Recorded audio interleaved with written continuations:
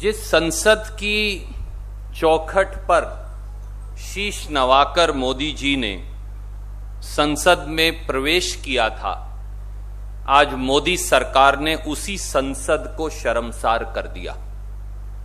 3 काले कानून लाकर मोदी सरकार ने देश के किसान और खेत मजदूर के पेट और पीठ में एक तेज धार वाला खंजर घोंप दिया है।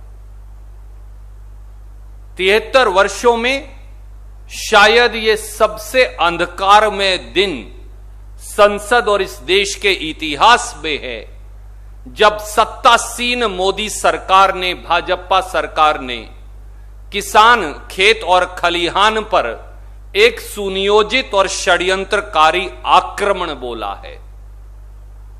हम याद करवाना चाहेंगे, 1857 का स्वतंत्रता संग्राम इसलिए लड़ा गया था क्योंकि लॉर्ड डलहौजी ने हिंदुस्तान के साम्राज्य और हिंदुस्तानियों के अधिकारों पर कब्जा कर लिया था।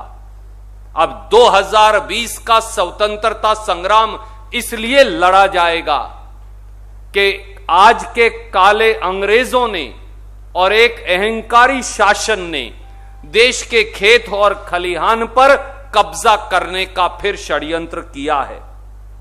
याद रहे, अंग्रेज भी देश कब्जाते हुए ये कह रहे थे कि हम तुमको मुगलों से मुक्ति दिलवा रहे हैं। आज के काले अंग्रेज मोदी जी की ईस्ट इंडिया कंपनी भी ये कह रही है कि ये कानून किसान पक्षधर हैं, उनकी रोजी रोटी, जमीन, आजीविका छीनकर।